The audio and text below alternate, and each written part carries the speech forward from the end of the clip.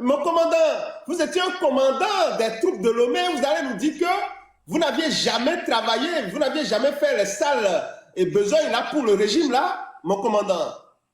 Non, vous pouvez même poser des questions. En ce moment, en 2005, quand les troubles ont commencé à Lomé, je n'ai fait que 2 semaines de troubles. Hein, ils m'ont enlevé de là. Parce que pour eux, j'étais complaisant envers les manifestants. J'ai fait 0 mort durant les 2 semaines. Ils m'ont renvoyé de là. Non, attendez, mon commandant, vous venez de donner le dossier du régime. Maintenant, on va demander aux gens s'ils ont des dossiers sur vous. Puisque ceux qui ont travaillé pour Fonya Singbe là, moi je ne fais pas confiance. Mais quand même, on vous donne le bénéfice du doute. Alors, si vous avez des gens ici qui ont des dossiers sur ce commandant là, s'il vous plaît, faites. Monsieur Joël. Mon commandant. Vous pouvez même demander à n'importe qui sur le plan politique au Togo. Mon nom ne figure Joël, je vais parler avant qu'il ne parle. Hein. Si je ne vais pas donner le nom, ou bien les noms des gens, chez qui je me suis bien renseigné à propos du commandant. Hein. Lui-même, il connaît au moins 2 personnes qui sont proches de moi, avec qui il a travaillé, avec que ces personnes qu'il a gardées, au moins 2, il m'avait, en tout cas, en toute sincérité, donné de très bons témoignages à ce gars. Et puis, au début, avant que lui et moi ne commencent à parler, j'ai eu beaucoup à me renseigner sur lui. Lui-même, il sait. Ces 2-là dont je parle, il y a au moins un qui est mort tout récemment, mais il sait de qui je parle, je ne vais pas les nommer ici. On m'avait dit que c'est plutôt lui qui entendait qui filait le régime pour donner des informations à l'opposition. Il sait, je ne vais pas le mentionner, il sait de qui je parle, c'est de... Je m'arrête, commandant... Donc cela veut dire que, en réalité, le commandant Olivier, lorsqu'il était, au service, lui, il servait la République et non la famille Nyasingbe. Il servait la République. Il a servi dignement. Je le dis, il a servi dignement. Et je me suis renseigné beaucoup sur lui. C'est parce qu'il ne prouve pas que c'est un prophète, mais au fait, c'est un prophète que vous avez ici. Je me suis bien renseigné sur lui. Lui-même, il sait ces 2 personnes dont je parle déjà. Attendez. Bon, bon. De toute façon, chers amis, s'il y a des gens qui ont des témoignages sur le commandant Olivier, venez, vous allez en parler, hein, parce que voilà, nous on a dit ici que... le témoignage de Calas m'a rendu très ému tout à l'heure, parce qu'on a fait beaucoup de choses pour protéger le peuple, en toute sincérité. Ça a failli même me coûter la mort, puisque un cousin de Faure Gnassingbé m'a menacé de mort en 2005. Voilà. Ils m'ont menacé, ils m'ont convoqué, on m'a tiré de gauche à droite, que je suis de là, je pense que si le pouvoir tombe, moi, on va m'épargner. Voilà des choses terribles. J'ai reçu les ordres que je n'ai pas exécutés. Voilà. Si je vous donne les détails ici, vous allez, en toute sincérité, c'est... Non, s'il vous plaît, mon commandant, dites-nous, quels sont ces ordres-là qu'on vous avait donnés, que vous aviez refusés? Quels étaient ces ordres? Il faut dire ces ordres-là au peuple togolais pour que le peuple togolais, le peuple béninois puisse savoir en réalité l'ordre que ce régime donne aux militaires. Quels étaient ces ordres-là qu'on vous avait donnés et que vous aviez dit non, je ne fais pas? Allez-y, s'il vous plaît. Je n'ai jamais dit directement que je ne fais pas, mais quand je sors sur le terrain, je ne fais rien. Voilà, je ne tue pas. Parce qu'il y a des moments, on peut vous dire de faire baisser la tête de l'opposition. Parce qu'on a même dit que c'est moi, mes actions qui faisaient que beaucoup de gens sortaient davantage dans Lomé et ses environs. Que c'est moi qui encourageais la population de sortir. J'ai été accusé partout, comme ça. Donc, je ne peux pas donner les détails pour les ordres que je recevais, mais peut-être je suis en train d'écrire quelque chose, ça peut être dedans. Donc, recevez ça comme ça, que en 2005, j'ai refusé de tuer. Et j'ai eu Chers des... amis, quand le commandant parle, faites quelque chose, soutenez, montrez au commandant que ce qu'il dit, que ça vous touche, sa sincérité vous touche, montrez ça s'il vous plaît.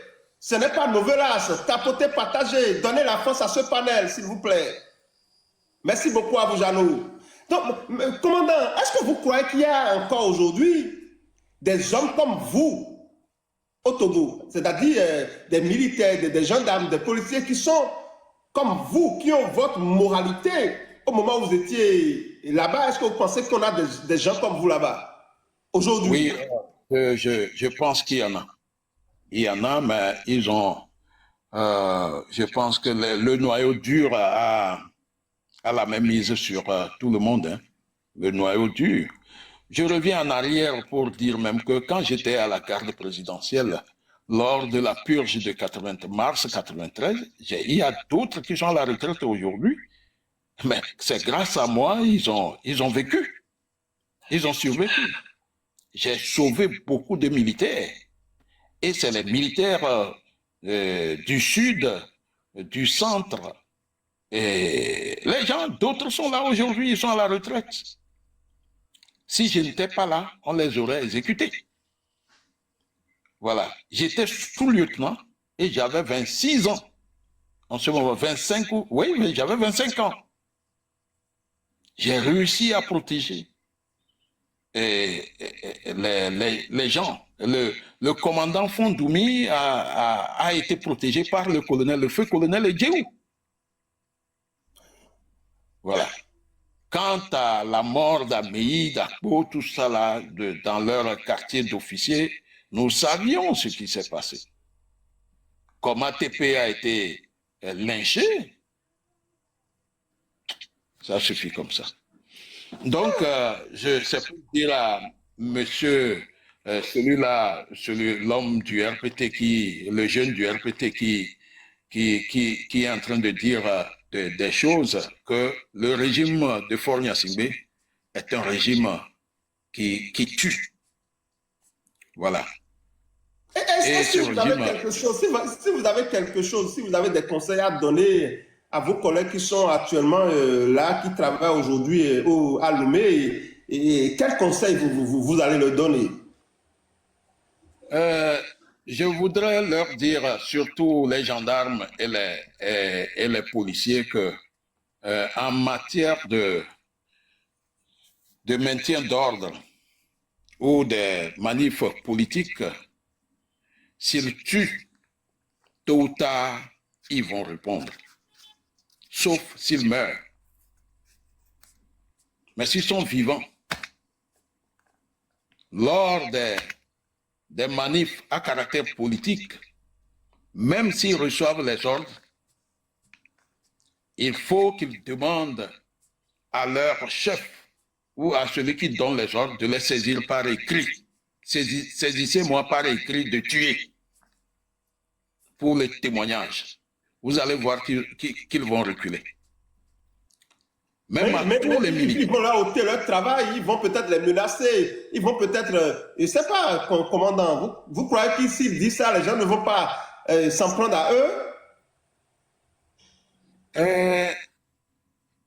On peut s'en prendre à eux. On peut s'en prendre à eux, mais ils ne vont pas aller, ils vont les relever de leurs fonctions, c'est sûr. Voilà. Mais à tous les zélés qui exécutent les ordres sans hésitation ni murmure, ils doivent savoir que ça va les rattraper. Ou la nature les rattrape, ou c'est le système finira, et quand le système va finir, ils seront rattrapés. Parce que ils doivent savoir que le peuple, leur peuple, les mains nues, même si c'est avec les cailloux, aucun militaire, aucun policier, aucun gendarme n'a le droit de tirer sur sa propre population. Ce qu'on ne leur montre pas. Moi j'ai enseigné également le maintien d'ordre à l'école de gendarmerie. peu importe la manif, si elle a un caractère politique, il ne faut pas utiliser les armes à feu. Utilisez uniquement les lacrymogènes, les boucliers et les bâtons pour les disperser. Mais c'est quand vous êtes débordé, normalement vous êtes débordé, mais l'autorité doit discuter avec les manifestants. C'est clair. Comme vous pouvez être débordé n'importe comment, il ne faut pas faire usage d'armes à feu. Si vous êtes débordé, vous quittez le terrain. Moi, ça m'est arrivé plusieurs fois de quitter le terrain quand j'étais débordé. Au lieu de tirer sur la foule, moi, je quitte le terrain. Ça m'est arrivé plusieurs fois. C'est mes gendarmes qui sont... Et c'est ça on vous reprochait. Oui, bon, ça aussi, on me reprochait que, que je perdais le terrain. Parce que, surtout le feu Tidjani, hein, lui, c'est, en toute sincérité, lui n'a aucune notion de maintien d'ordre. Mais entre-temps, en 2004, j'étais au campus de Lomé, c'était chaud. Et nous avions fini les gaz lacrymogènes et les balles en caoutchouc, donc on n'avait plus rien. Je n'avais que le AK-47. Je ne pouvais pas tirer. J'ai fait reculer les gendarmes jusqu'à l'entrée du campus. Ça m'a coûté quoi? Ça m'a coûté 30 jours d'arrêt de rigueur. Voilà, si j'avais tiré sur le campus en 2004, aujourd'hui, je ne serais pas ici en train de vous parler. Vous serez déjà général. Vous serez déjà général. Ah, ouais. Quand vous tuez, pour que le régime continue là, vous êtes, on vous fait de la promotion. Ouais.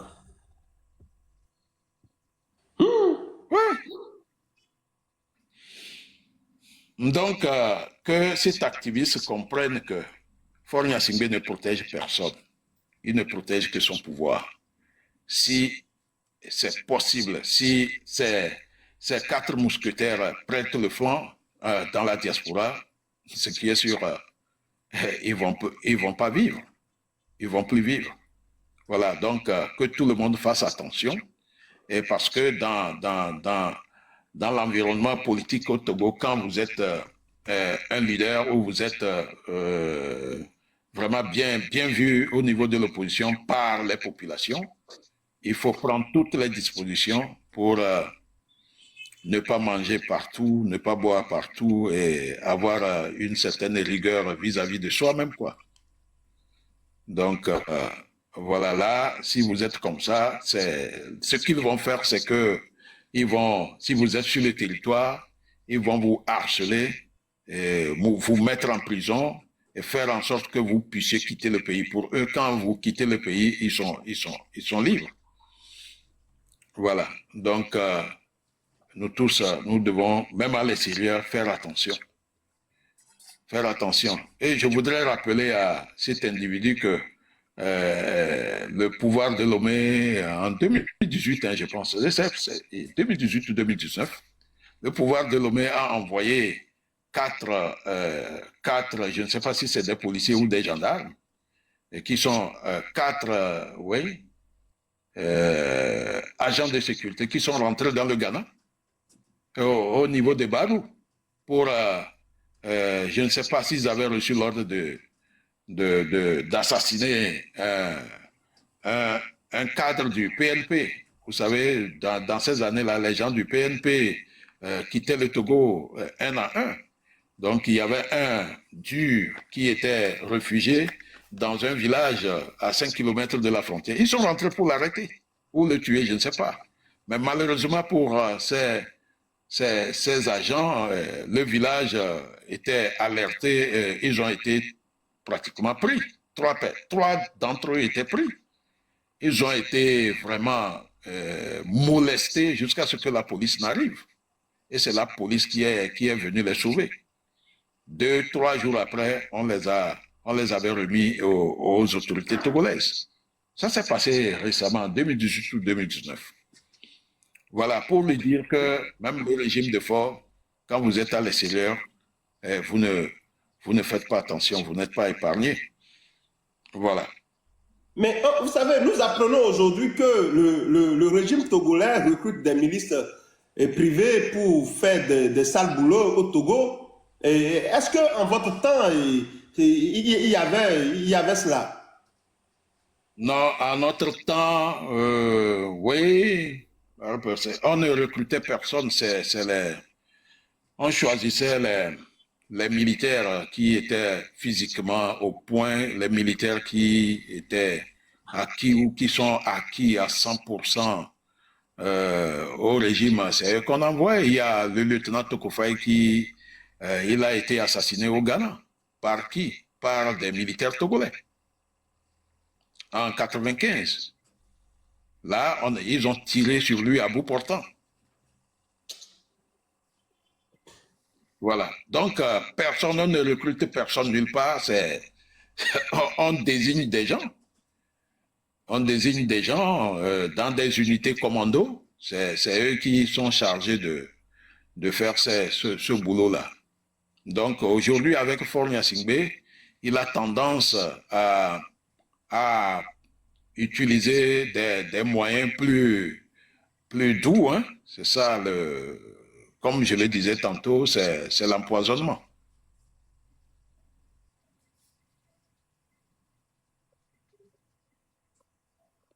Merci beaucoup à vous, commandant. Alors, chers amis, si vous avez des questions pour le commandant, faites la demande, on va vous monter.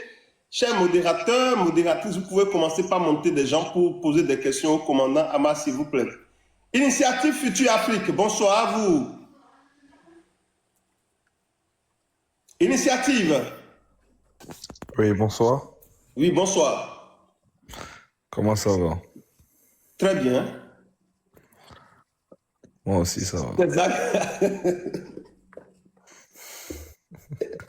Zaga Bambo.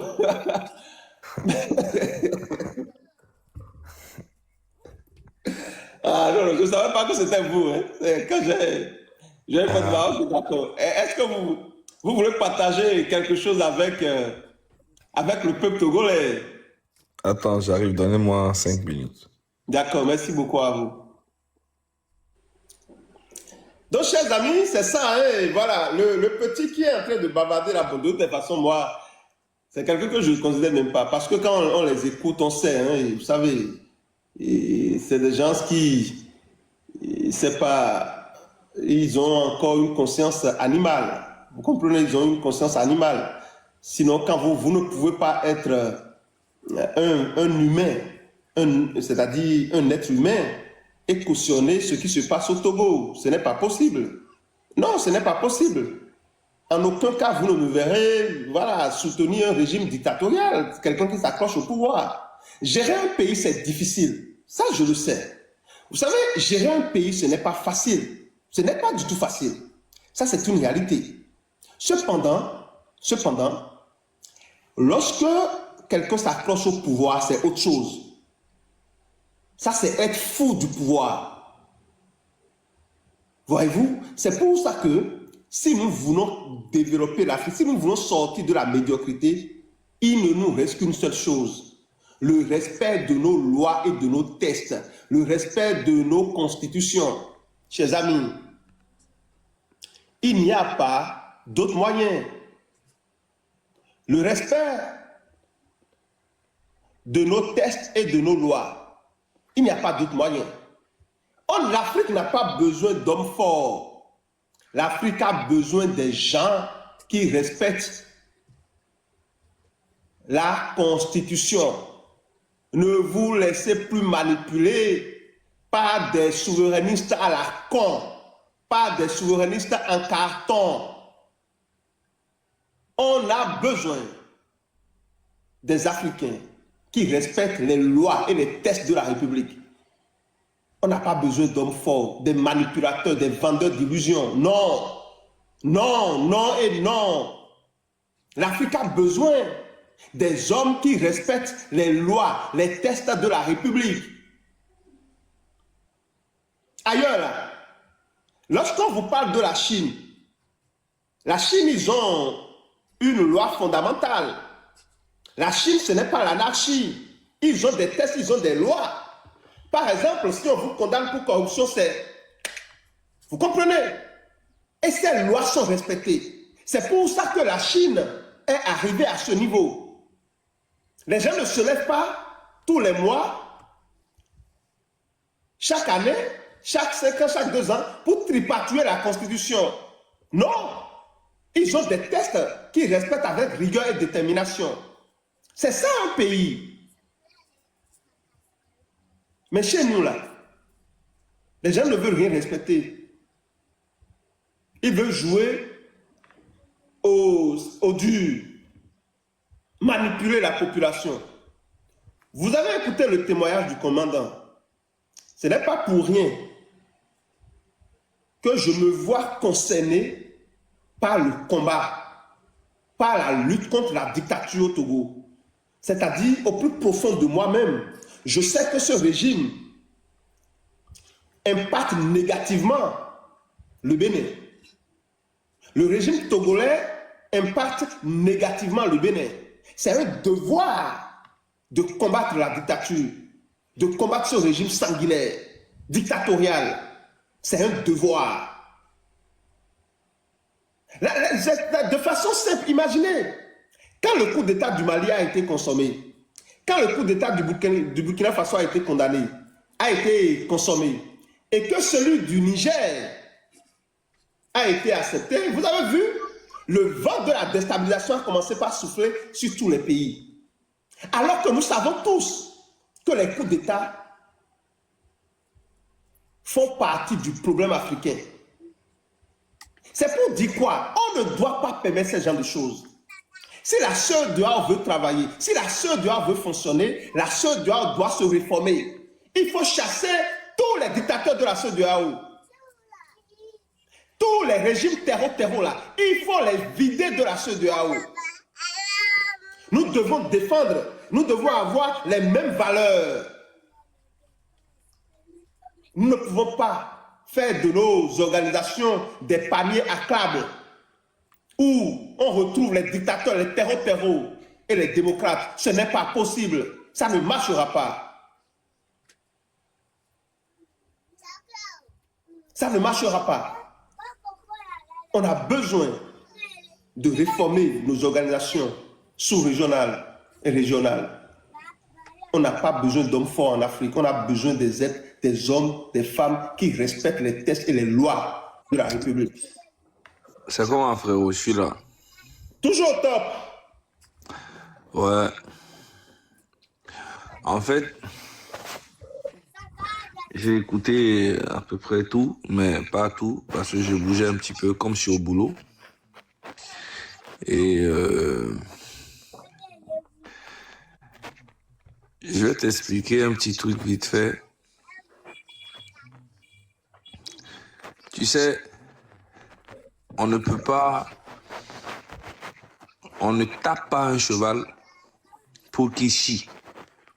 Tu vois, on ne tape pas un cheval et puis on lui demande de chier. Quand on tape un cheval, c'est pour lui demander de courir. Parce que le cheval, quand il a envie de chier, on n'a pas besoin de le taper pour qu'il chie. Tu comprends? Yeah. Et là, il y a une grande responsabilité qui doit venir du peuple togolais. Ça, il faut que tout le monde doit mettre ça dans sa tête. Absolument. Il y a une grande responsabilité qui doit venir des Togolais. Depuis le début, si vous vous rappelez très bien, j'ai toujours dit aux Togolais, ne comptez jamais sur une personne. Ne mettez jamais une personne devant la lutte. Quand vous mettez quelqu'un devant la lutte et dites que c'est mon idole, c'est mon leader, c'est mon quoi, bah, c'est une manière pour vous d'abandonner et trouver une excuse comme moi, le leader il nous a trahis, ou bien le leader a fait ça, donc du coup moi je suis découragé. En fait, on est contre, tout le monde est leader dans cette lutte-là. J'ai toujours dit ça au début, mais les gens n'ont pas compris.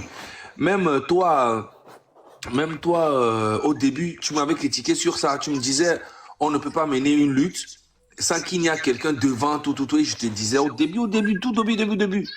Et tu ne comprenais pas, je te disais que oui, bien sûr. Pourquoi je te dis qu'il n'y a pas de leader? Parce que les Togolais, je les connais. Ils vont commencer à dire que tel leader a trahi la lutte, donc du coup, nous, on abandonne, telle personne a trahi. Non. Ils vont chercher des excuses. Et moi, j'ai su ça depuis le début. Dès le début, en même temps, j'ai dit non, il n'y a pas de leader devant cette lutte. Et tout ça, là, c'est ça qui a fait mal à Mark Nda. Quand je disais ça, ça lui faisait mal parce qu'il aimerait qu'on dise qu'il est leader. Ça a fait mal à beaucoup de personnes, mais je savais, je me disais très bien que s'il y a des gens devant cette lutte, ils vont finir par faire des conneries et les gens vont prendre ça pour se justifier de leur lâcheté. Tu vois? Mais en réalité, le vrai problème, c'est le peuple togolais lui-même. Le peuple togolais veut un changement, mais ne veut pas faire la révolution. Tu vois? C'est le peuple togolais attend un messie qui viendra les sauver. Et laissez-moi dire au peuple togolais que si vous attendez un messie qui viendra sauver le Togo, bien sûr que ça peut arriver qu'un messie vienne.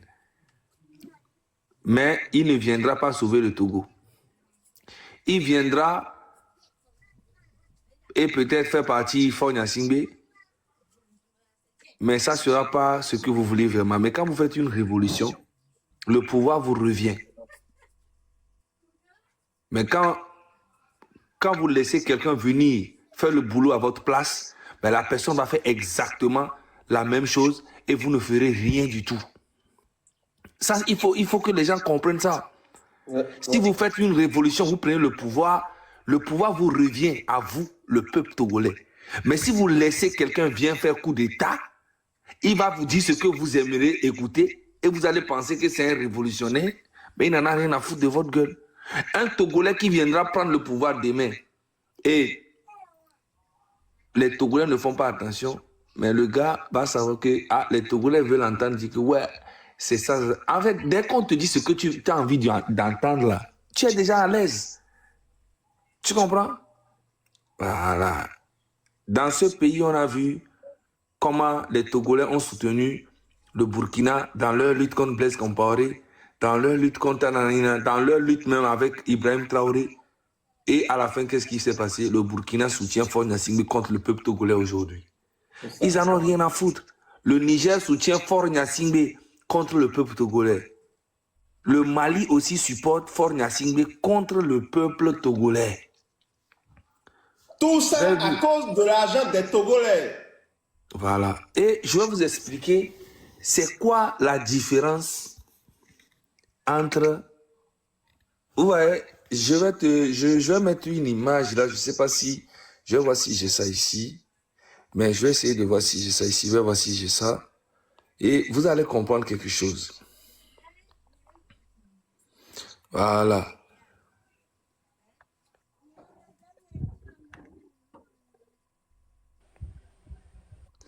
Mais pourquoi ça ne prend pas?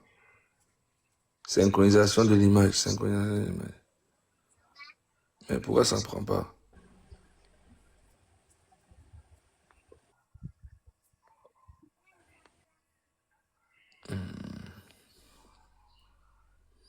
Utiliser la caméra, non. Bon, je ne sais pas pourquoi ça ne prend pas. Hein. J'ai mis normalement la caméra et ça refuse. Pourquoi? Je ne sais pas. Voilà. Bien fait. Ok. Voilà. Tu vois? Oui. C'est qui?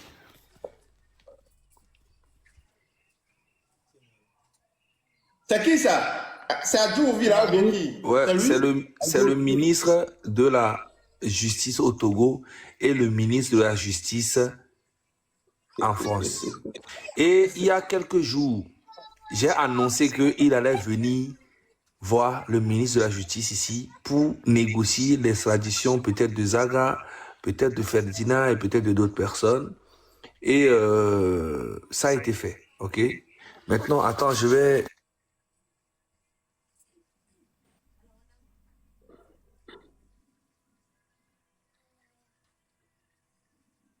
Mais pourquoi il ne va pas en Europe pour aller extrader Calas de Calas vers Lomé?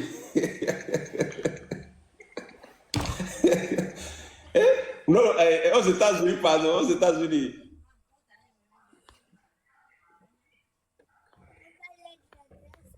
Il y a quand même beaucoup de combattants. Voilà.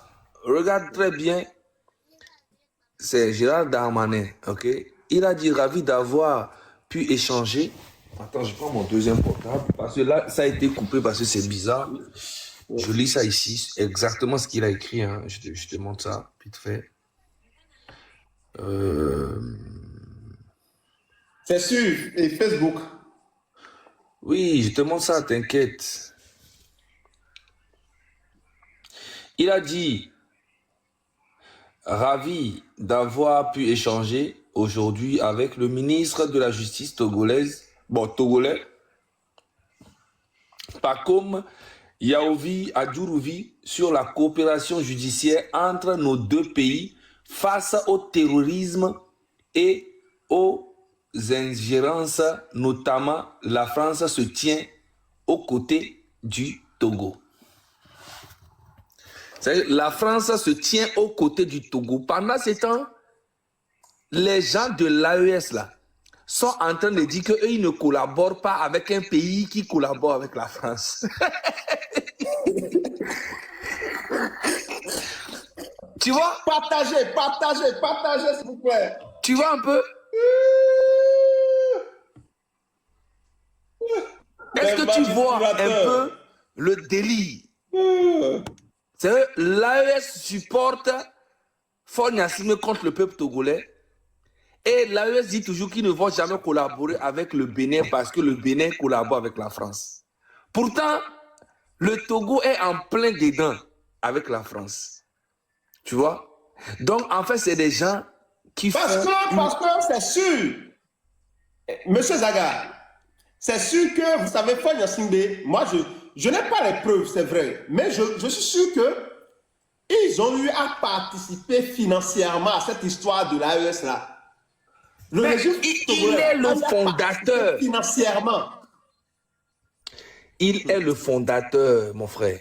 Le fondateur. Tu veux que je te joue une vidéo? Oublie la fête de port, ce n'est pas le port. Oh, ce n'est pas le port. Quel port? C'est faux, ce n'est pas le port, c'est des histoires. Le port du Lomé n'a rien à voir avec cette histoire. C'est l'argent. Mon frère. Port? Mon frère, il faut laisser affaire du port. Les gars, c'est les supporters de l'AES là. C'est eux qui viennent dire ces genres de trucs. En fait, les Togolais qui soutiennent l'AES ne veulent pas admettre que l'AES est un faux truc. C'est un faux combat avec des fausses personnes, des faux panafricains, des vrais bandits, les Franklin Nyamsi, les Nathalie Yom. En fait, c'est que des menteurs, des leaders qu'on a suivis pour rien, en fait. Tu comprends? C'est des gens qui ont vendu leur dignité pour de la merde. Moi, je vous dis, n'importe quel pays dans l'AES ou bien n'importe qui va soutenir Faure Gnassingbé, pour moi, est un diable, un escroc, un bandit. Il n'y a rien à expliquer. On ne peut pas expliquer ça, c'est inexplicable. Ouais. C'est pas possible. C'est comme un papa qui fait l'amour avec son enfant et il explique pourquoi. Il n'y a pas d'explication. C'est comme un papa. Si c'était un ministre béninois, maintenant il faut écrire. Tu vas avoir Si c'était un ministre béninois qui était à la France, il va dire ah ah, on vous avait dit que c'est les collabos. Mais quand ça vient du Togo, non, c'est normal. C'est normal. C'est normal. C'est normal. Ok? Donc, c'est des bêtises. Moi, je défie. Je défie qui que ce soit qui se dit intellectuel ou je sais pas quoi, ou bien panafricain ou Et parce que eux, dès que tu les mets devant les faits, ils commencent à dire non, tu ne peux pas comprendre, c'est la géopolitique, c'est la géostratégique, c'est l'oligarchie occidentale, c'est l'impérialisme, c'est l'esclavage, c'est Ils commencent à aller dans les dictionnaires, raconter des histoires comme tu... Il va te... Surtout, Franklin Nyamsi, lui, aïe, aïe, aïe, aïe, il va te sortir des mots que toi-même tu as dit, ouais, le gars là, il est fort dans la marmaille. Tu vois? Il a passé tout son temps en Côte d'Ivoire tricher. Je dis, c'est des vrais bandits, ces gens-là. Maintenant, là, je vais t'expliquer. Hein.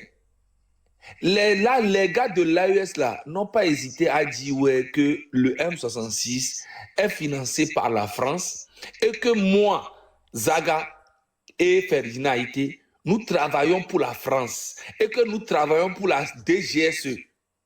Mais les gars là n'arrêtent pas eux-mêmes de venir dire que ouais, nous sommes, on doit nous extrader, on doit nous envoyer au Togo, on doit nous arrêter. Ils n'arrêtent pas. Vous dites que nous sommes les France-Africains, mais vous-même, vous venez ici. Je vais vous parler de moi là. Je suis en France. Écoutez-moi très bien. Je suis en France et je suis très fier d'être en France. Voilà. Vous savez, la France a beaucoup fait pour moi, plus que mon pays d'origine. Tu sais, c'est quoi la différence entre le président français et le président africain? Bon, les présidents français et les présidents africains. Tu sais, c'est quoi la différence? Dites-nous. C'est que les présidents africains et les présidents français, là, eux tous, ce sont des voleurs. OK? Ouais. Maintenant, la différence entre eux est que quand les présidents français volent là, ils viennent donner ça à leur peuple français, ils viennent construire des routes, ils viennent mettre des aides, ils font tout possible pour leur pays. Et c'est pour ça que beaucoup d'Africains, comme 7 millions d'Africains, nous sommes ici en France. OK? Et il y en a plein qui sont devenus français. Mais ce que eux, les Africains, les présidents africains là, volent là, qu'est-ce qu'ils font avec? Eux, ils volent leur propre peuple. Et ils ne font rien avec. Ils ne font rien pour leur peuple. Il y a quelques présidents qui le font dans leur pays. Par exemple, l'arrivée de M. Ouattara au pouvoir depuis 2011. Moi-même, j'étais en Côte d'Ivoire pendant des années. De 2011 à 2026, là, on a vu l'infrastructure que M. Ouattara a mis en place en 15 ans en Côte d'Ivoire. Ce qui veut dire qu'il a laissé des traces. On va au Bénin, on voit M. Talon. On peut le critiquer, dire tout ce que vous voulez de lui. En 10 ans, on a vu ce qu'il a fait comme infrastructure au Bénin. Et arrivé maintenant, M. Ouarani, qui va continuer le boulot jusqu'à le Bénin va devenir un truc incroyable. Pendant ce temps, Faure Gnassingbé et son papa, eux, ils ont fait combien de temps? Ils ont fait presque 60 ans au pouvoir. Et regardez l'infrastructure du Togo. Le Togo est le pays le plus nul, le plus nul en Afrique de l'Ouest aujourd'hui. Alors que c'est notre paradis. Même le Burkina où il y a eu la guerre là, tout le temps là, il y a eu coup d'état là, est mieux que le Togo actuellement. Jusqu'à les Togolais vont aller travailler là-bas au Burkina. Tu imagines? Regardez le Rwanda, de Paul Kagame. Regardez l'Afrique du Sud. Le truc est que quand tu es un président, tu voles. Et l'argent que tu voles là, tu n'investis pas dans ton pays. Ce qui veut dire que quoi? Tu ne comptes pas partir. Tu sais ce qui coûte cher vraiment dans un pays? C'est quand un dictateur sait qu'il a fait du mal et qu'il n'a pas envie de partir. Il va investir beaucoup d'argent dans la sécurité, dans le garde du corps. Aider les pays voisins pour que les gens n'aident pas sa population à se soulever. Voilà, dans la corruption. Il va mettre tout le monde bien autour de lui, sauf les gens dans le pays, parce qu'il a peur de partir. S'il part, beaucoup de personnes vont tomber avec lui, vont avoir des problèmes. Ses enfants, ses femmes, tout ça. Il a peur tellement, il va investir des milliards et des milliards et des milliards et des milliards. Dès que tu penses rester dans un pays et ne pas partir, c'est fini. Tu ne peux plus arranger le pays. Tu vas mettre l'argent dans les futurités. Ouais. Tu vois? Donc, Les gars, on peut tout dire. Les gens peuvent raconter n'importe quoi, frérot. Les Togolais sont au courant de tout ce qui se passe au Togo. Les Togolais savent ce qui se passe. Maintenant, c'est aux Togolais eux-mêmes de démontrer à ceux qui font la lutte pour eux qu'ils sont capables de les accompagner. Le 6 juin, on demande aux Togolais de ne pas sortir, rester chez vous à la maison. Il n'y a aucun risque là à prendre. Tu vois? Avant, on leur demandait de sortir. Ils disent que ouais, venez vous-même, on va sortir ensemble. Maintenant, on leur demandait de rester à la maison. Ils disent, si on ne sort pas, qu'est-ce qu'on va manger? Tu vois? Je parle de quelques petits Togolais qui sont sur les réseaux. Mais je demande à nos mamans qui sont conscientes, les Togolais qui sont conscients, les Émidjamans, les gens qui veulent un changement au pays, on ne vous demande rien. Le 6 juin, là, c'est l'anniversaire de Faure Gnassingbé et on doit fêter ça avec lui. On doit fêter ça avec lui. On demande à vous, les Togolais, restez chez vous. Ne sortez pas toute la journée jusqu'au soir et arrêtez de vous intéresser à tout ce qui est divertissement et les trucs, tout ce qui est distraction. Ça ne va rien vous apporter. OK? Ça va vous faire oublier peut-être vos soucis quelques minutes. Et voilà. OK? Donc, moi, Togoto, ma pas vrai, ami. Le 6 juin, rien. Et il a déterminé, ma belle luta. Ce 6 juin-là, c'est ça qui va déterminer le combat au Togo.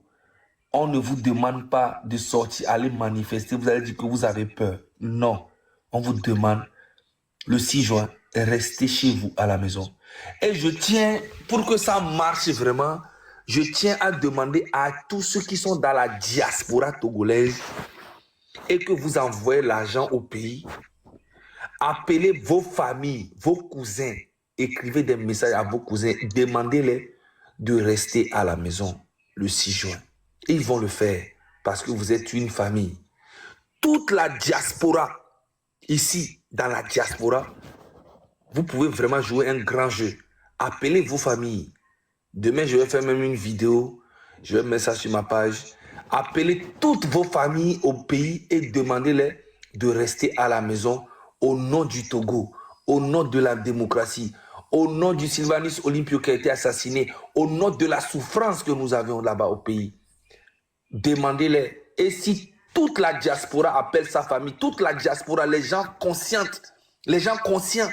des personnes conscientes qui veulent vraiment un changement, mais qui sont dans la diaspora ici, vous pouvez appeler vos familles et demander-les, restez à la maison, préparez à manger, ne bougez pas. Je vous jure, si vous arrivez à rendre Lomé vide, vous allez voir le message que vous allez envoyer au monde entier. Merci beaucoup. Merci beaucoup à vous, Monsieur Zaga. Merci beaucoup à vous. Je viens d'avoir un truc là. Pourquoi ils ont envoyé. Je voudrais que l'image là reste pour que je puisse charger un peu le gouvernement français.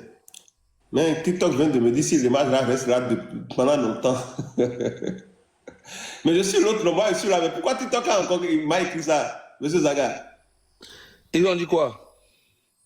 Ils ont envoyé un avertissement que l'image là, si ça reste là pendant longtemps, que le live sera sanctionné. Un avertissement quoi?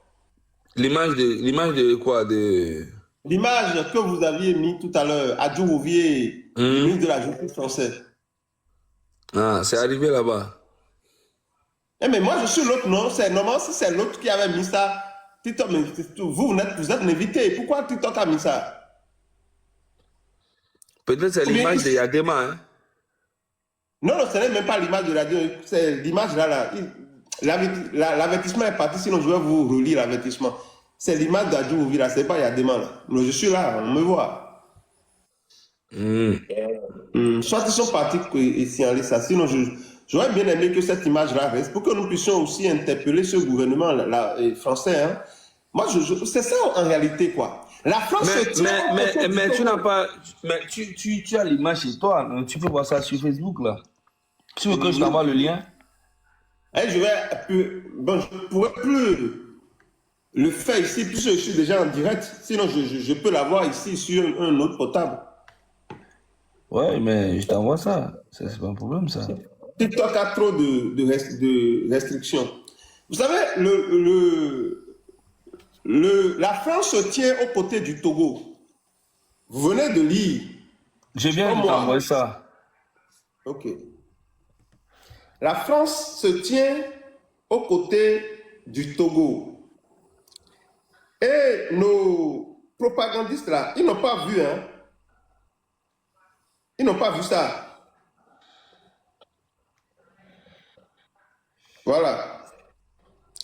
Ravi d'avoir pu échanger aujourd'hui avec le ministre de la Justice togolais, Pacome Yaovi Adjourouvi, Mais sur la normalement, coopération on dit judiciaire. justice togolaise, non? Pourquoi il a dit togolaise? C'est ça que je n'ai pas Bon, compris. il a mis ça pour le ministre togolais. Normalement, il devrait écrire le ministre togolais de la Justice. Mais il a mis, voilà, le ministre togolais de la Justice, Adjourouvi Pacome, sur la coopération judiciaire entre nos deux pays. Face au terrorisme et aux ingérences, notamment, la France se tient aux côtés du Togo. Ils n'ont pas vu ça, hein? Ibrahim Traoré n'a pas vu ça pour pouvoir critiquer Fonya Simbe. Hein? Ibrahim Traoré là, il va pas sortir pour critiquer Fonya Simbe. Hein? Si c'est Alassane maintenant, il va sortir pour dire il est truc là du salon. C'est leur malhonnêteté. Quelque part, mais il faut bien remercier fort. Parce que c'est grâce à lui, tout le monde a su que ces gens-là sont des malhonnêtes. Ibrahim Traoré, c'est un malhonnête. Assimi est un malhonnête. Tiani sont des malhonnêtes. C'est ça en réalité. C'est grâce à Fort là qu'on a su que c'est des malhonnêtes. Il va sortir, il dit, esclave de ça. Il n'est pas sorti maintenant pour critiquer Fort Yassimbe. Et c'est là aussi le jeu de la France au fait. La France parle de la démocratie. Chez eux, c'est la démocratie. Mais ils ne se gênent pas pour soutenir des régimes sanguinaires, des régimes dictatoriaux qui oppriment, qui gardent les femmes, les enfants, des régimes qui torturent et qui abusent des femmes. Parce que leurs intérêts est préservé par le régime togolais. Fonya Simbe, c'est le régime le plus soumis à l'impérialisme. Le régime togolais, c'est le soumis à l'impérialisme. Tout l'argent des Togolais est utilisé pour acheter les consciences. Quand l'histoire de l'AES a commencé rapidement, ils ont tout fait pour infiltrer l'AES. L'impérialiste a tout fait pour infiltrer l'AES à travers Fonya Simbe. Pour discréditer le combat panafricain de l'AES, ils ont infiltré Fonya Simbe dans l'AES. Et comme eux-mêmes, c'est des manipulateurs, ils veulent juste conserver le pouvoir, ils ne sont pas là pour le peuple, juste pour garder leur pouvoir, ils ont accepté. Sinon, ils devraient dire non et rétablir l'ordre constitutionnel. On peut être démocrate et lutter contre l'impérialisme. C'est ça ce qu'on ne vous dit pas. On peut bel et bien être démocrate là et dire non à l'impérialisme. C'est ça la réalité. Si le pouvoir ne vous intéresse pas là, vous, au contraire, on peut refuser, quand bien même vous êtes démocrate. Le mal, c'est qu'ils vont utiliser des stratégies pour essayer de vous renverser. Mais si vous êtes honnête, l'énergie de votre pays va vous protéger. Mais ça, Ibrahim Traoré, c'est les gens. Regardez-le. Lui, il avait quoi? Rien du tout. Il y a un journaliste qui est tombé sur une affaire de détournement de fonds au profit d'un capitaine, Ibrahim Traoré. Le journaliste, il a été arrêté. Ils ont dit qu'ils l'ont envoyé au front. Les gens, ils ont fait les enquêtes. Le journaliste n'a jamais été envoyé au front. Ils l'ont mis à Ouaga 2000 ou bien je ne sais pas quoi, dans une maison privée pour torturer le journaliste. Parce qu'il a découvert des détournements de fonds qui concernent Ibrahim Traoré. C'est exactement, vous voyez, Ibrahim Traoré, il est comme Eyad Demon Yassimbe. C'est des jeunes qu'on manipule. On les manipule, on les met là pour voler le pays. Ils sont là. Eux, ils sont contents juste d'être présidents. Ils vont bavader. Ils n'ont aucune conviction, aucune stratégie. C'est le pouvoir qui les intéresse. Et tôt ou tard, cela va se savoir. On peut bel et bien être démocrate et dire non à l'impérial et refuser des contrats et développer son pays. Il suffit juste d'être conscient, de lutter contre la corruption. Mais ces gens-là ne veulent pas faire ça. S'ils voulaient faire ça, ils n'allaient jamais se rallier à Fonya Simbe. les ports sont accessibles à eux. Tous les ports. Malgré les trucs là, je ne sais pas quoi, malgré les coups d'État, tous les ports. Aujourd'hui, Burkina Faso utilise le port d'Abidjan. Burkina Faso utilise le port du Ghana. Burkina Faso utilise le port du Bénin. Allez vous renseigner. Tous les ports leur sont accessibles. C'est juste parce que Fagne Singbe, son régime, ils ont certainement financé ces voyous-là pour pouvoir donner une certaine légitimité à eux-mêmes leur pouvoir. Parce que Fagne Singbe, pourquoi ils financent la déstabilisation dans la sous-région? Si les pays-là sont déstabilisés, s'il y a des dictateurs comme lui au pouvoir, alors personne ne va aider le peuple togolais à sortir. La belle preuve, est-ce que vous voyez les pays, les propagandistes de l'AES soutenir le peuple togolais? Mais non. Mais non. Ils ont vu ça très tôt. Imaginez si tous les trois pays-là étaient contre Fagne Singbe, ajoutés à ce que nous faisons. Mais le peuple togolais aura plus de force. Le peuple togolais aura plus de force pour pouvoir leur faire face. Mais malheureusement, ils ont voilà, comme eux-mêmes, ils sont des voyous, voilà. Il ne faut jamais faire confiance à ceux-là qui ne respectent pas les textes et les lois de leur pays. On a besoin des gens qui respectent la loi, qui respectent les constitutions. Ibrahim Traoré, combien de fois il a touché à la constitution de son pays, mais pourtant il n'a jamais respecté ça. Assimi Goïta, il est en train de faire 6 ans. Il a fait un que. Combien de fois il a tripatoué la constitution? La constitution que lui-même il a écrite, il n'a jamais respectée. Et c'est les gens qui sont sans parole là qu'on va suivre. Vous avez vu la situation au Sahel? C'est des manipulateurs. Et tôt ou tard, ils tomberont, c'est clair. Parce que le mensonge peut courir, mais tôt ou tard, il sera rattrapé par la vérité. C'est en cela que moi j'ai foi. Et cela me donne la force dans ma position. Je sais que, quelle que soit leur manigance, quelle que soit leur propagande, quelle que soit leur manipulation, tôt ou tard, on a déjà vu ça. Tout ça, c'est déjà vu. Ce qu'ils font là, ces voyous au pouvoir dans l'AES, on a allé lire l'histoire de ce continent. On a déjà vu ça. Ça, c'est du déjà vu. La vérité va les rattraper un à un. Et bientôt, là, ils seront oubliés. On va se rappeler d'eux comme des dictateurs, des voyous qui ont pris le pouvoir, ils ont manipulé, ils ont raconté des bêtises. Chers amis, merci beaucoup à vous. S'il y a des questions, alors ceux qui ont des questions, vous montez, vous posez vos questions pour le commandant ici, le commandant Olivier, il y a M. Zaga aussi là, je suis là aussi. Si vous avez des questions, vous les posez. Nous allons répondre à quelques questions et on va se dire à demain, ou bien à tout à l'heure à 20h. Il est venu ici, donc en France, il doit être déjà 1h normalement.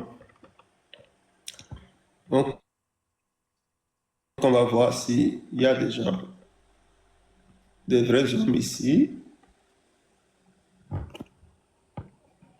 Chers amis, j'ai une question. Qui êtes-vous? Allez-y. Faites la demande. C'est qui? Qui a dit? J'ai une question. Ok, d'accord.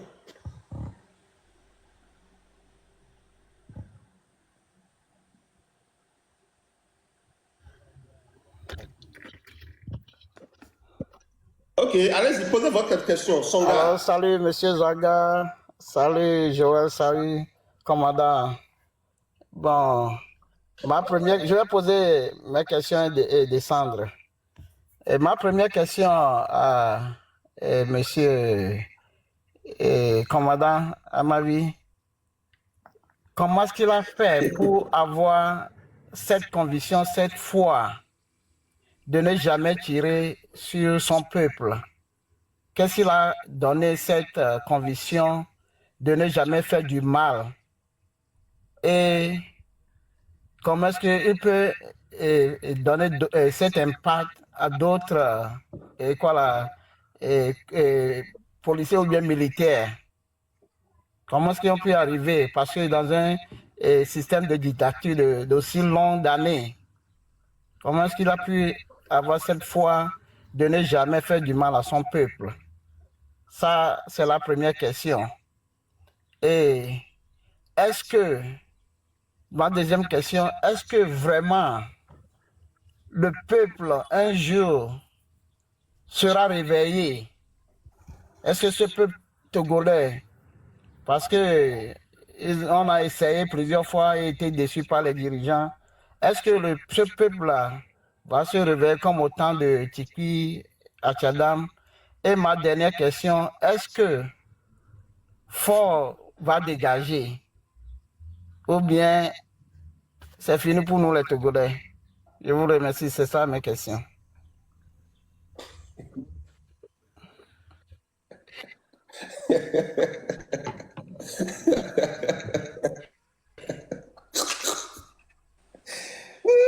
C'est la dernière question qui me fait rire. Hein. Allez-y, commandant Olivier. Oui, merci à notre frère. Je pense qu'il est aussi très jeune. Est-ce que Ford va dégager?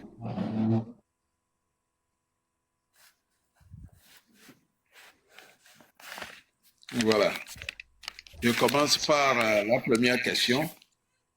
Comment j'ai eu cette foi de ne pas faire du mal ou de ne jamais faire du mal au peuple togolais?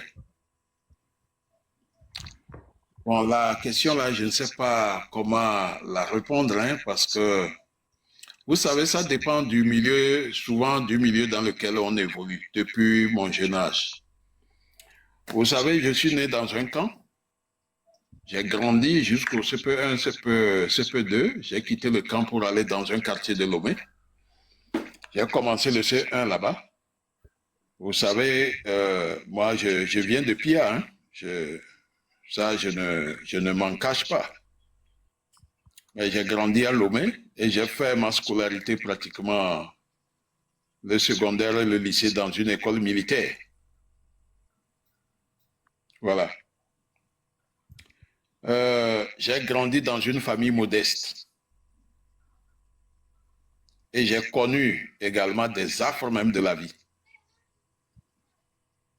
Le collège militaire, ce n'était pas du cadeau là-bas. Hein. Bon, j'ai un certain, c'est-à-dire j'ai une certaine considération pour la personne humaine depuis mon enfance jusqu'à grandir. Et souvent, bon, je dirais, je n'ai pas grandi pratiquement dans un milieu kabien quand j'étais enfant. Tous mes amis étaient du Sud. C'est pourquoi je maîtrise bien la langue du Sud du Togo. Voilà. Et quand vous pouvez savoir, depuis 90, la contestation même, c'est dans le Sud du Togo. Et c'est la communauté la plus grande au Togo. C'est dans elle, dans celle-là, que la contestation est vraiment assise. Et après, je suis devenu un officier. Je pense que ça me fera mal de faire du mal à une certaine population, mais où je peux retrouver mes amis. Et puis, dans mes études du maintien d'ordre, j'ai bien pigé les leçons. On m'a dit dans les leçons que je dois respecter mon peuple. Et quand les populations sont dans les rues pour réclamer leurs droits ou pour des actions politiques, nous qui sommes les forces de sécurité, nous avons le devoir de les encadrer. Et quand ils sont hostiles, nous n'avons qu'un seul moyen de les disperser. On ne m'a jamais dit de les tuer. Voilà, j'ai bien pigé la leçon et je l'ai enseigné également aux troupes. Mais par contre, les militaires, ils n'ont pas cette formation. Et c'est sur les militaires même que le régime togolais se base pour conserver le pouvoir. Quand eux, ils sortent, ils n'ont que quelque chose dans la tête, c'est la répression sanglante, tuer, frapper, sans ménagement. Voilà, donc ma conviction, c'est le milieu dans lequel j'ai grandi et puis les leçons que j'ai bien assimilées. Mais bizarrement, quand j'étais à la garde présidentielle, je n'étais pas encore gendarme. Mais lors de la purge, j'ai réussi à protéger les gens parce que je me dis que c'est des militaires, mais c'est pas parce qu'ils sont considérés comme des démocrates où ils ont des idées, où ils ont des relents démocratiques qu'on va les tuer. Voilà, bon, puisqu'on les accusait d'être en intelligence avec d'autres militaires qui étaient hors de la frontière. Mais moi, bon, c'est pas bon de le faire. Donc, je me suis imposé dans mon unité et à Lomé 200 pour éviter le carnage. Je me suis vraiment imposé parce que les assaillants qui sont venus tirer, ils sont plus là. Mais pourquoi nous, on va s'entretuer entre nous? Voilà, si quelqu'un est accusé, qu'on puisse l'amener devant les juridictions ou en conseil de discipline, que de les exécuter à bout portant, verser le sang, tout ça là, c'était... Des exécutions extrajudiciaires. Absolument, des exécutions extrajudiciaires. Donc, j'aime pas gober cela. Donc, ce que j'ai pu faire, c'est... Je n'étais pas le seul à protéger des gens, hein. Il y avait d'autres officiers, mais bon, il y a le colonel Edjeou, je peux citer son nom parce que lui ne vit plus. Il a protégé le commandant Fondoui, qui était l'officier d'intervention la nuit de l'attaque. Et d'autres officiers, pas des moindres, qui ont réussi à protéger également d'autres militaires qui étaient menacés. Voilà. Est-ce que ce que je fais peut donner un impact à d'autres? Oui, j'ai fait beaucoup pas de vidéos, mais des vocaux. J'ai commencé cette lutte en 2012 hein, sur le terrain. J'étais sur le terrain pendant 2 ans. Même Fort m'a pris encore, il m'a emmené à la prison de Mango. En 2013, j'en suis sorti à début 2014. J'ai fait pratiquement 9 mois de prison. J'ai fait la première prison de coup d'État, près de 3 ans, et après j'ai fait encore 9 mois de prison, parce que je parlais. Et quand ils ont décidé d'en finir avec moi, là, j'étais obligé de quitter. Voilà, l'impact, oui, l'impact, il est là, hein? J'ai beaucoup parlé. C'est rentré partout. J'ai des témoignages. Mais il faut que les militaires prennent conscience et fassent en sorte que le peuple togolais soit libéré. L'armée peut aider le peuple à se libérer de ce système. Mais ce qui dérange, c'est que il y a certains militaires qui sont redevables à Fort Gnassingbé et son système. Il y a d'autres qui ne le sont pas, mais qui sont ancrés dedans. Voilà, ceux-là, vous allez remarquer, eux, ils n'écoutent personne, ils n'écoutent pas les radios, ils n'écoutent pas les vocaux, parce qu'ils ont peur que cela puisse changer leur mentalité. Donc, ils ne suivent pas le live, quoi. Oui, oh, ils ne suivent pas, hein. Ils ne suivent pas. Quand ils arrivent sur un live comme ça, ils passent, et ils passent rapidement. Par contre, il y a d'autres qui se cachent pour suivre tout ça, là. Bon, moi, je me dis, j'ai foi, hein, un jour, ça va péter. Ça va péter. Fort peut même leur échanger, améliorer les repas, introduire le riz au gras avec les poulets, introduire d'autres repas copieux pendant les fêtes couscous avec tout ça là. Bon, il y a d'autres militaires. Bon, mais on vous montre, vous-même vous descendez, mais pourquoi vous faites ça? Vous dérangez le live, s'il vous plaît. Continuez, mon commandant.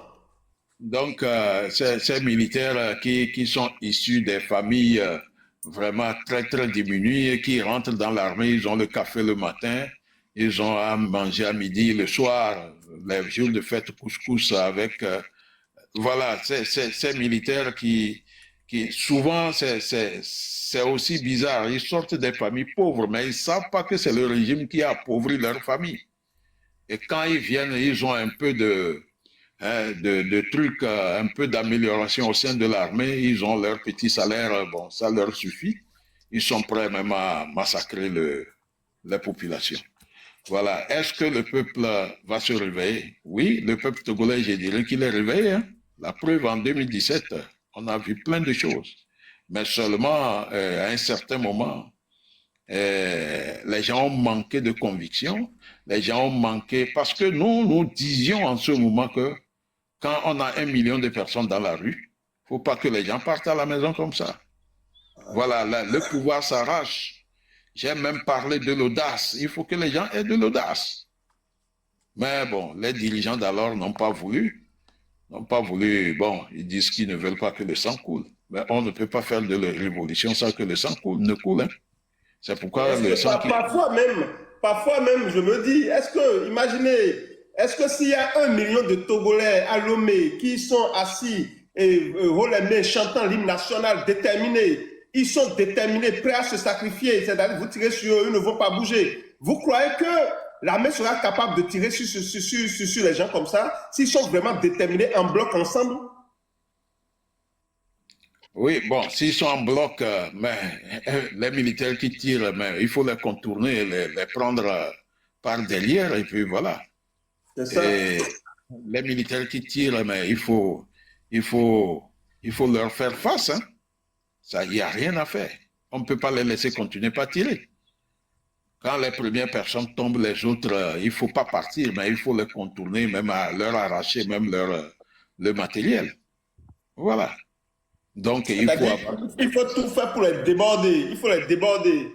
Ah, il faut déborder, il faut les contourner et puis les prendre par derrière.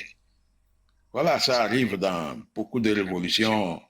Les militaires, à un certain moment, c'est eux qui détalent. Voilà. Donc, est-ce que quelque part aussi, mon commandant, est-ce que quelque part aussi, on n'est pas face à des intellectuels pratiquement tarés, comme le disait Feu Mathieu Kérékou, qui, dans leur aveuglement et dans leur errance, racontent des conneries au peuple togolais, et à l'instar de M. Tchérélou, qui, je le suis souvent, je tombe parfois sur cette truc-là, où ils font des propositions bidons à la population au lieu de parler d'une révolution sincère et véridique. Est-ce qu'il n'y a pas quand même des intellectuels aussi qui, d'une manière ou d'une autre, c'est-à-dire la façon dont ils passent leur message, ça embrouille le peuple togolais, mon commandant? Joël, ce n'est pas de l'embrouille, mais c'est que ce n'est pas faisable. Voilà, leur truc là, ce n'est pas faisable parce que quand les populations sont devant des gens qui ont des armes à feu, c'est une autre réalité. Voilà, quand on tire à bout portant sur les manifs, les gens tombent. C'est une autre réalité. Mais vous allez faire quoi? Mais j'ai toujours dit que les Togolais sont trop patients. On aurait déjà cherché le chemin des armes, depuis. Parce que ça fait combien d'années ça dure? Voilà, et ça, si on ne fait rien, ça va continuer. Et il y a d'autres qui croient. Il y a d'autres qui croient que pas à travers les élections au Togo, on peut faire une révolution. Non. Les élections, eux-mêmes, ils savent. Les intellectuels. Les élections sont verrouillées. Les élections sont verrouillées aussi longtemps. Les intellectuels de Tchérélou, là, ils disent qu'on peut faire une révolution électorale. Est-ce que vous croyez à ça, mon commandant? Non, je ne crois pas à ça. Je ne crois pas à ça. Parce que si tu connais le système là que nous connaissons, mais s'ils sont dos au mur, c'est-à-dire ils sont acculés par les populations, ils cherchent quoi? Ils vont au dialogue, ils cherchent à aller au dialogue. Ils interviennent dans les pays pour qu'on amène l'opposition à accepter le dialogue. Quand l'opposition accepte le dialogue, c'est quoi? La finalité, c'est quoi? Les élections. Et les élections, le système a tout verrouillé. Ils vont tout accepter, les règles des élections.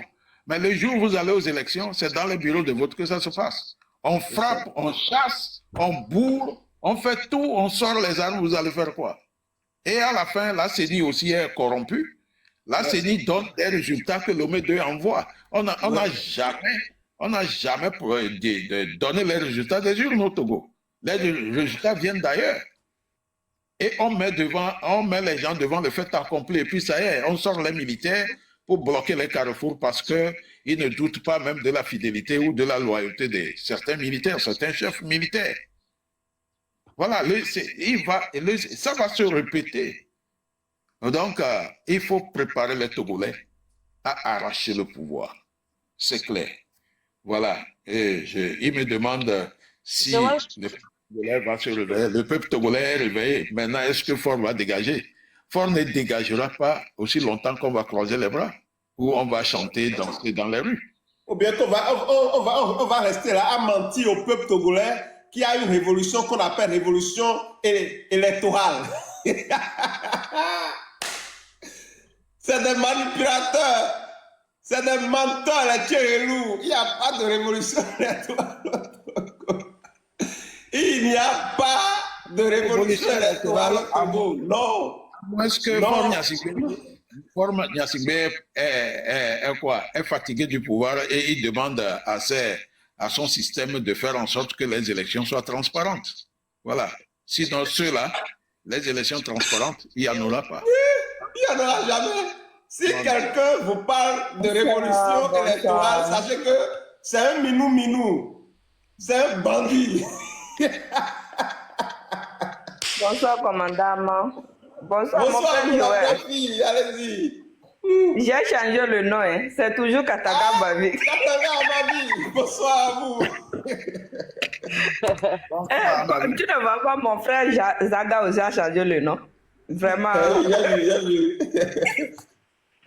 Vraiment, moi, je suis monté. Il y a un monsieur qui dit, est-ce que c'est fini pour nous ou bien Ford va quitter sur le pouvoir? Ford, mais il a déjà quitté sur le pouvoir parce qu'il a peur. S'il n'est pas peur là, il n'a qu'à laisser les militaires à leur place. Nous, les peuples, on sort dans la rue. Parce que lui, il a peur. Quand on veut sortir, il va faire sortir ces maudits militaires-là pour venir nous déranger, pour venir nous dire.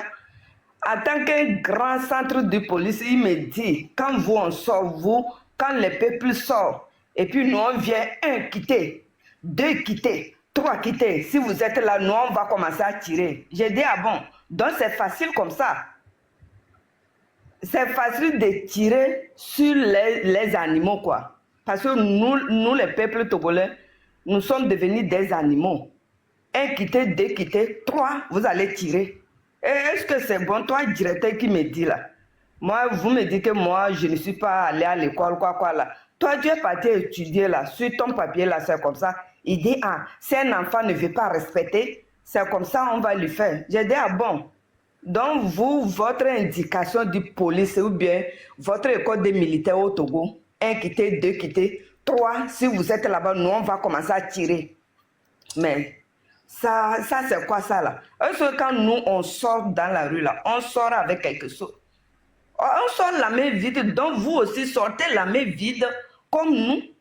Non, on ne veut pas sortir la main vide. Ça veut dire que Ford Gnassingbé, l'argent du pays, lui, il a préféré acheter des fusils avec les balles pour tirer sur sa nation. Donc il n'est pas un autre humain. Ford Gnassingbé, c'est un monstre. Ces militaires aussi, c'est les monstres, les polices, les militaires, les gendarmes, c'est les monstres seulement. Donc, vraiment... Il faut dire certains, ceux qui obéissent au régime, au lieu de servir le peuple togolais, c'est ceux-là qui sont des monstres, qui ne sont pas des humains. C'est ça que je dis. Hein. Voilà. Tout le Togo, leur centre de police, directeur m'a dit, si nous on sort, il dit 1 quitter, 2 quitter, 3 quitter, ils vont commencer à tirer sur nous. Comment il a fait ses études jusqu'à il est devenu directeur de police à la GTPJ, il me dit ça. Vous ne voyez pas que ce n'est pas des militaires, ce sont des terreaux que Yadema a fondus au Togo. C'est les terreaux. C'est les musiciens qui sont au Togo. Ce n'est pas l'armée ou bien les militaires qui sont là. On va dans d'autres pays.